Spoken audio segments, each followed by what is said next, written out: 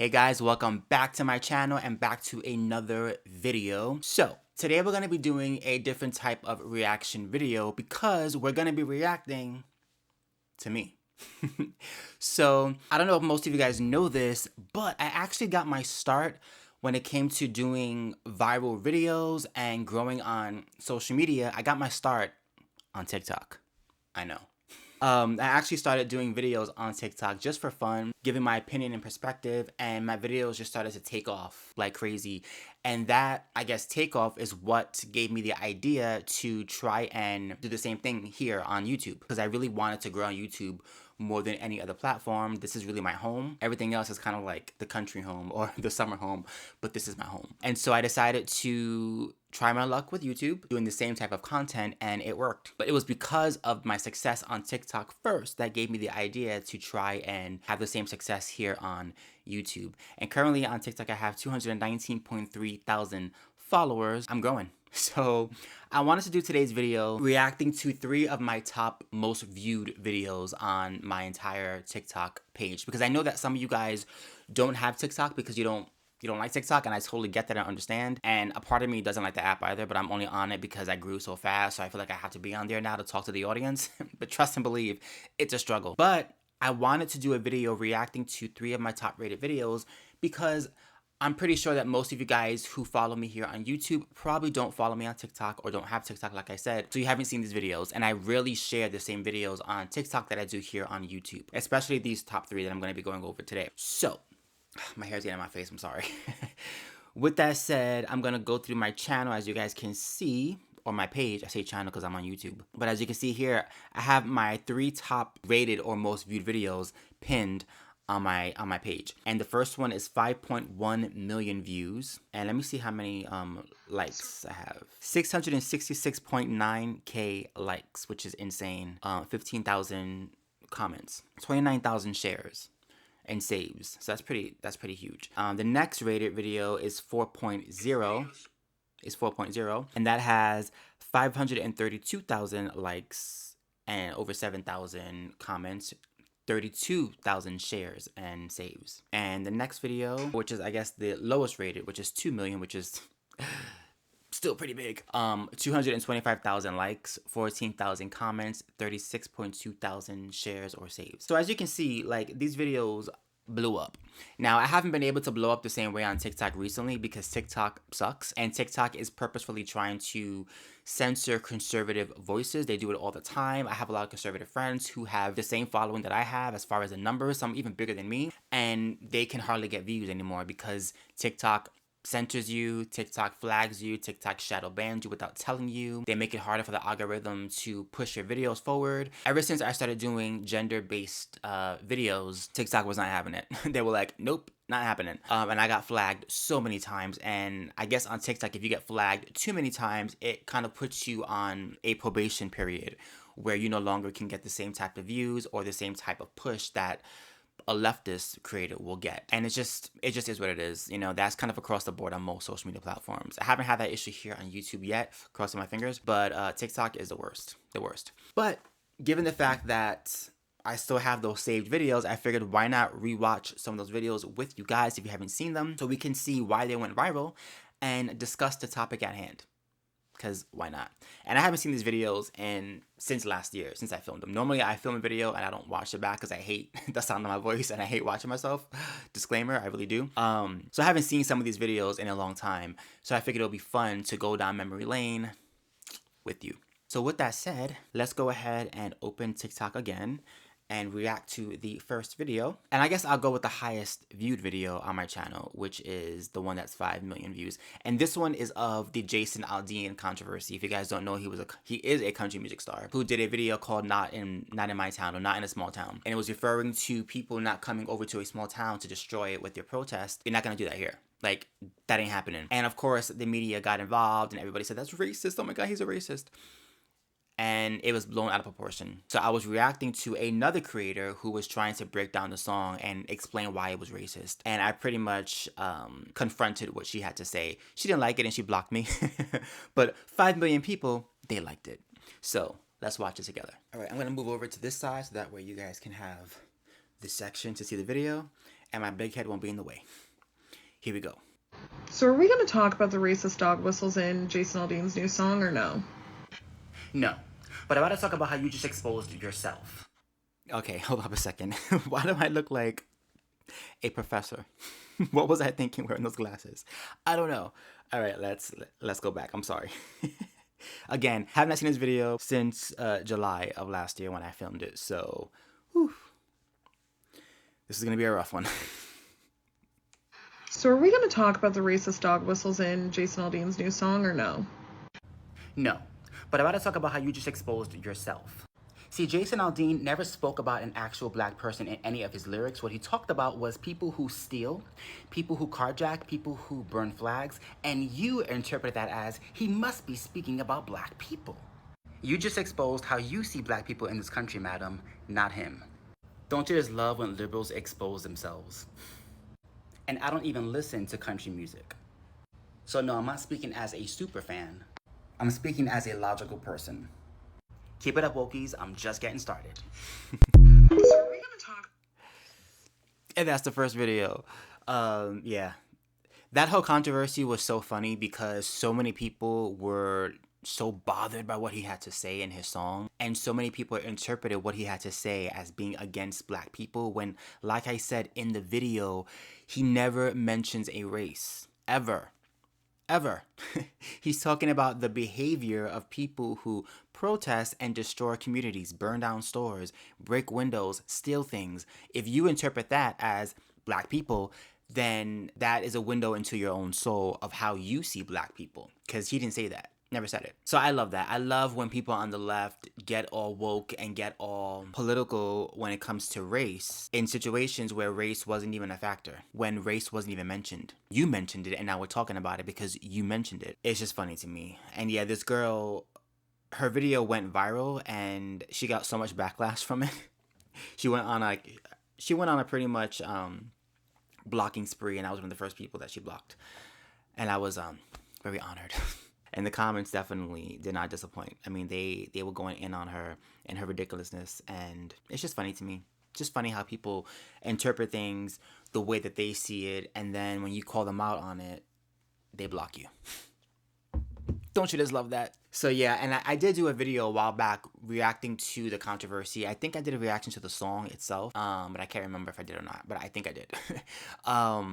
But yeah, it was a great song, and I actually downloaded the song just to support him because I was so disgusted with the reaction of people who tried to demonize him as a racist simply because he's a white man doing country music, singing about wanting to protect his community, and suddenly that means he's a redneck that hates black people. Make it make sense. You can't. Which leads us to our next video that went viral on my TikTok. And this one is a very interesting one. So this young woman was a college student who was graduating from college, and she made a spectacle of the graduation ceremony because in this particular school, they allowed the students to say their first and last name. And that was it. And then the next person would get the microphone. They would say their first and last name and so on, based on who was getting their diploma. And a lot of the kids were choosing to not only say their first and last name, but to also do shout outs and make remarks. Some political, some not, which was against the school's policies based on what they were supposed to be doing. They were supposed to just say their name and keep it moving. This young woman didn't do that, and she decided to take the moment to make this a race-based issue by going off on the woman that was holding a microphone who happened to be white. Of course, social media and the social justice warriors jumped on the bandwagon, tried to cancel the school, tried to cancel the teacher who was holding the microphone without knowing the full story. So I actually did some digging because I was like, there's got to be more to this story. There's got to be a different perspective. There's got to be another side to it, okay? No matter how flat the pancake is, there's always another side. And we're not seeing it, we're not hearing it. So I did some research myself. I became a little journalist, and I did a expose on this story, and it went viral. Who knew? So let's watch that video together. All right, and let's hope I don't look like a professor in this video as well. All right, here we go. This video shows why it is so important to get the full story before forming an opinion. Okay, let go. Let go. You didn't let me get my moment, so I want to say my name is Khadijata Diallo, and I'm graduating today. I don't like how you snatched the mic out of my hand, so today is going to be all about me. Oh, drops the mic. So this video clip went viral pretty quickly. And of course, everyone was quick to call the professor a racist Karen and all types of racist names and accusations because the poor black girl was not able to say her full name and have the mic before the white professor snatched the microphone away from her. Now, I knew something was up with this story, but then the young woman in the video made a statement as to why she did what she did. My name is long. My name, obviously, I have like 3 syllables in my name. And then the people that went before me and everything, they all got to say their name, their major, and even extras. And me and another girl noticed that she was pulling the mic down super fast for some black people. I don't want to be that person. Yeah, you do. But that was the tea. So she's claiming that the professor stopped her from saying her full name and also wouldn't let her say anything extra and wasn't doing that for the other non-black students. And of course, people on social media and the political left jumped on this story and immediately praised this girl and accused the professor of being racist, like this clip. I understand what she's saying. I get it. Some people may not.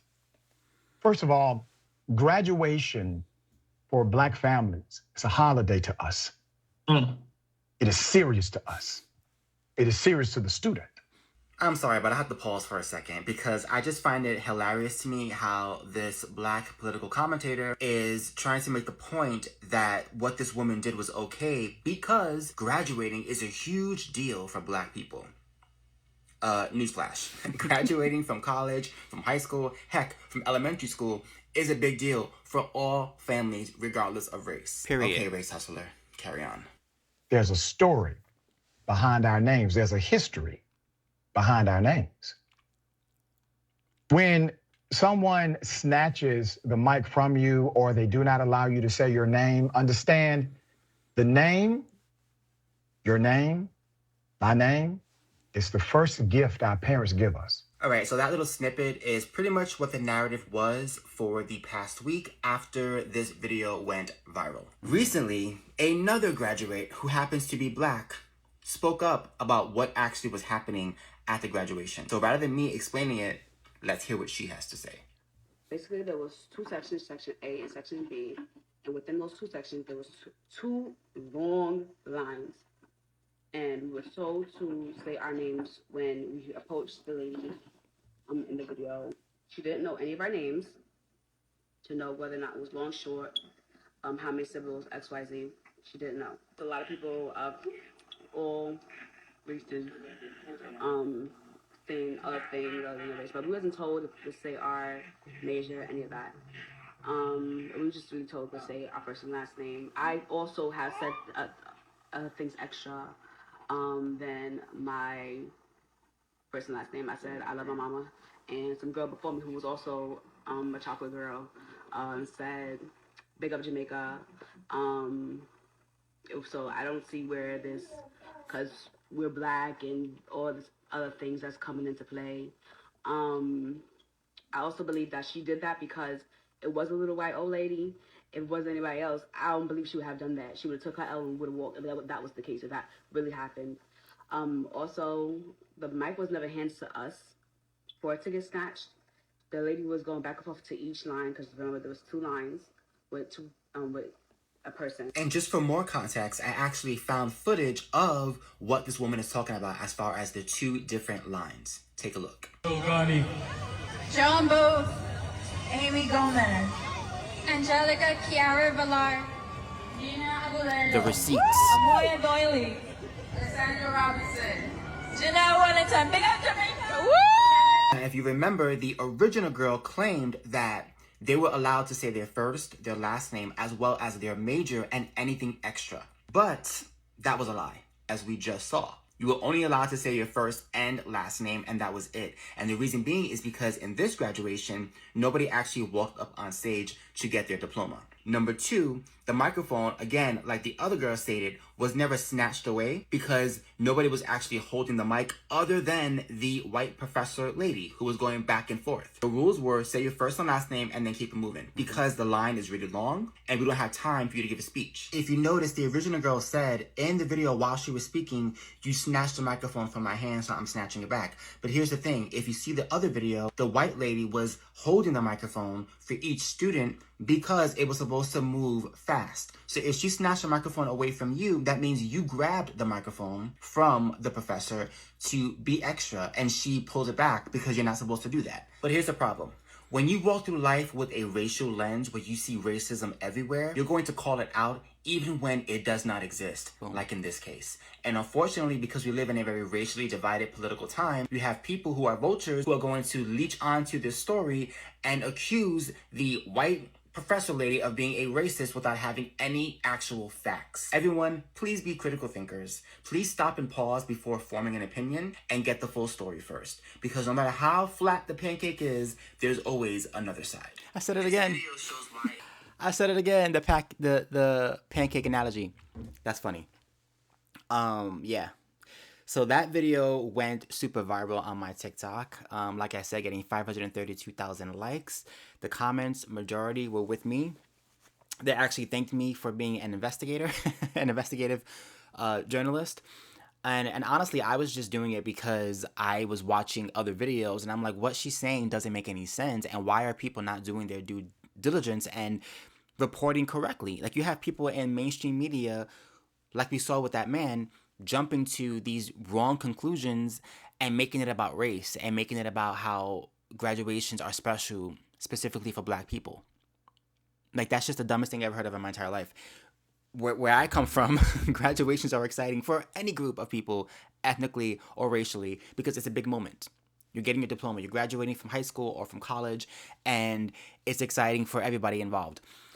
And yeah, that girl definitely got dragged, and rightfully so, because she was exposed for being a liar. Front and center, she lied about everything and didn't tell the full truth. And the media, the mainstream left-wing news media, did not do their job. They didn't. They saw the optics and they were like, that's a story to tell. Unfortunately, it was the wrong story. So I had to jump in and correct the story. And thankfully, a lot of people saw my video, and people who may not even have known about the full story were able to watch my video, and they even said in the comments, like, I didn't even know that. Thank you for saying that, because I didn't even see that, or I only heard one perspective. I didn't even know that there was another side to this. And I'm really glad that I came across your video. So, you know, those moments make me happy as a creator, as a content creator, because I'm able to bring context to people, and they happen to see my video, and all of a sudden it brings a different perspective, which helps make a more well-rounded opinion. So yeah, that girl was just a hot mess. A hot mess. And the fact that she tried to double down and make it a moment for herself when it went viral was funny to me, because did you forget that other people were also at the graduation, and that other people have access to phones, and that other people can also give their perspective and tell the truth of what really happened? Did you forget that? Apparently she did. And like I said too, I think I said this a while back as well. What's sad about this is she's going to go into the workforce, and people are going to Google her when they do their background checks, and this is going to pop up. This will pop up. Her behavior, her horrible behavior, and how she treated a professor during a graduation ceremony. And I don't know many employers that are going to be excited to hire somebody who is that hostile and that controversial. I just don't know. So yeah, Gen Z strikes again. And it's kind of fun watching these videos back, because I forgot a lot of these videos and I forgot what I said in these videos. So I'm like listening to myself like, yeah, that's a good point. And I'm like, oh yeah, that's me. But if it wasn't for you guys, I wouldn't be doing this. So thank you. All right, next video, and the last video, is going to be the one that got 2 million views. And this video is about the dark history of gender-affirming care of children. And I remember at this time, I think it was in the state of Utah, if memory serves me right, people were protesting, parents were protesting against the Utah Supreme Courts, because in Utah, they were making it illegal, I believe, for parents to give gender-affirming care to children, to minors. And that includes hormones and surgeries. And the trans community was upset about it, which prompted me to jump in, like I always do, and give my perspective and also talk about a brief history of gender affirming care and where it stemmed from, where it came from. And this video went viral. And again, videos like this are what actually got me shadow banned on TikTok, because my gender affirming videos critiquing the care would always go viral. And I would always get flagged and get in trouble with TikTok. And eventually they just stopped allowing my videos to be seen because they don't want the truth to be heard. But thankfully, you can save videos, and thankfully the truth can be told here on YouTube. So with that said, let's watch the next video. All right, here we go.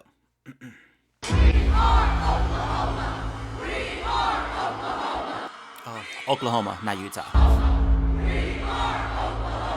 So activists occupied Oklahoma Capitol on Monday to try to stop conservative lawmakers from passing bills banning the transitioning of children in the state, as well as restrictions on teachers hiding trans identity from their parents. You know, seeing all of these adults protesting, wanting these children to have this affirming care and mutilation of their body, got me to thinking, I wonder how many people actually know the dark history of gender affirming care and where it all came from.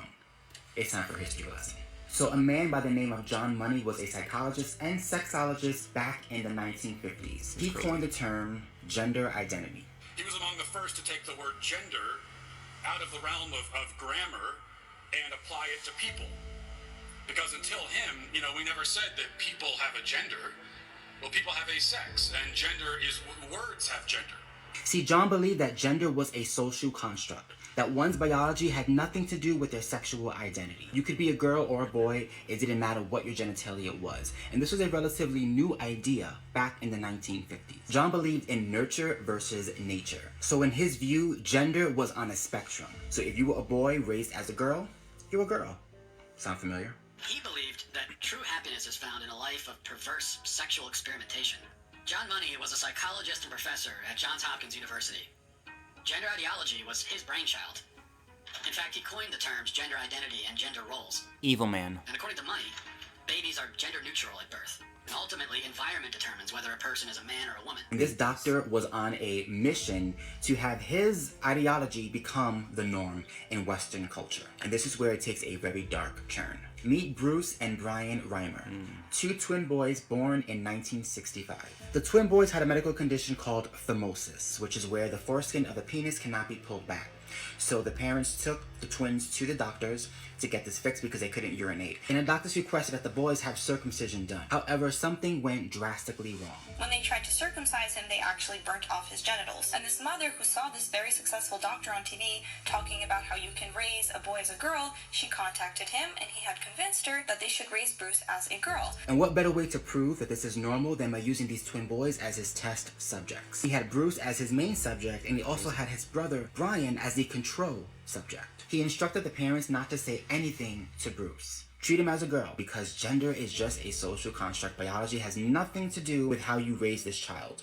Now, Dr. Money knew that this was an experimental type of ideology, but he still went along with it and convinced the parents, who were desperate, to go along with his scheme. Unfortunately, this set Bruce up for a very, very hard life. See, he went from Bruce to Brenda, believing he was a female, but never truly feeling like a female. His biology was calling him to be a male, but society was calling him a female.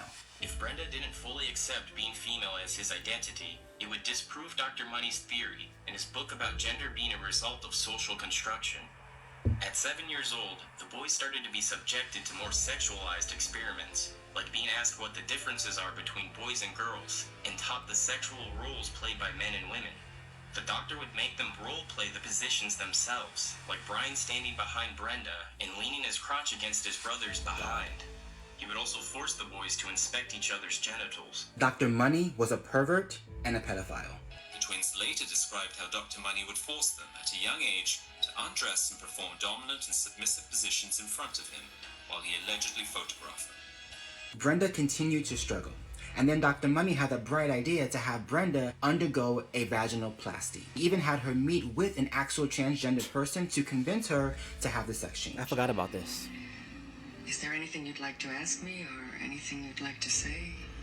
Sick. He thought that when Brenda saw someone who had voluntarily submitted to a genital operation, she would be willing to have surgery too. Brenda at this time had it. She went to her mother and said, look, if I have this surgery, I'm going to end up killing myself. Brenda's mom, out of desperation, finally told her the truth, that Brenda was really Bruce, a male at birth. Brenda was relieved. He ended up changing his name to David, got off of all female hormones, and had reconstructive surgery to resemble the male anatomy again. He got married and adopted 3 children. Dr. Money knew that his experiment was a failure. However, he was still going around the community telling people that it was a success. And he made it seem as though his idea and ideology of gender-affirming care worked. Well, the twin brothers were not happy about this, and they wanted to speak out publicly against this doctor to let everyone know that he was a fraud. Unfortunately, though, the damage had already been done. Brian had a mental break and developed schizophrenia from all of the trauma that he faced as a child, and in 2002, he ended up overdosing and killing himself. 2 years later, in 2004, David killed himself. Now, why is this story so important to talk about today? Because where we are today, as far as our ideology with gender, stems from one man, Dr. John Money. And psychologists and medical professionals still reference him today. Psychologists and sexologists today still consider Dr. Money to have been a brilliant scientist, which has resulted in wide acceptance of his Brilliant scientist. No matter how the left tries to repackage it, this is the origin, and this is exactly why I will never be in favor of gender-affirming care for minors. Yeah. That always makes me so upset. I remember doing this story and I had to stop so many times because I was so upset while I was filming and doing research. It was blowing my mind because I'm like, how is this guy able to do this? How is this maniac able to abuse these 2 young children? Why would their parents co-sign this abuse for so long? And why is the medical community today still praising this man and using his crazy perspectives as justifiable science? It's not. It's crazy. I mean, this man should be barred from any topics of discussion when it comes to medical accuracy and science. And instead, people use his work and try to get away from what he did to these young boys and to other young children as well, because they were not the only ones. This guy was a sick maniac. I actually did a full video. One of my first videos, long form, that I did on YouTube was of John Money. I'll put it somewhere up here where you guys can see if you want to see it. It was my first long form video. Moving away from curly hair content, I did this transition, which is a pretty heavy topic, but I did it because I was passionate about it and I really wanted it to be seen and heard. The video didn't get many views because I had just started changing my content on YouTube and the algorithm was still getting to know me. So if you guys want to watch that video where I go into more detail about it, even more so than a TikTok video, then go ahead and click that link. And I'll have it in my description as well. And you can watch the full video of Dr. Evil, also known as Dr. Money. Craziness. All right, guys, that is it for today. This video is way too long. Hopefully you guys enjoy that trip down memory lane on my TikTok channel. These are my top 3 highest viewed videos. And I figured I should probably talk about them since they went viral. And I did. So hopefully you guys enjoy that. I don't know if you guys are following me on TikTok. If not, go ahead and follow me there. I do post daily. Even though the algorithm hates me, I still post because I'm not going to stop speaking out and, you know, letting the truth be heard. But it's not easy being a conservative or a conservative voice on TikTok. It's like being in the battle zone. But I do it because it's important. That's why. It's important. If you guys enjoy my content, please don't forget to like, comment, and subscribe. Don't forget to hit my notification bell so you know when I post a brand new video. I am on social media under CurlyBoyChuck on all social media platforms, like I said, on TikTok, but also on Twitter, also known as X, and of course, Instagram. So go ahead and follow me if you're not yet following me and support me on those platforms because trust and believe I get canceled every single day and I need some support. Until next time, peace.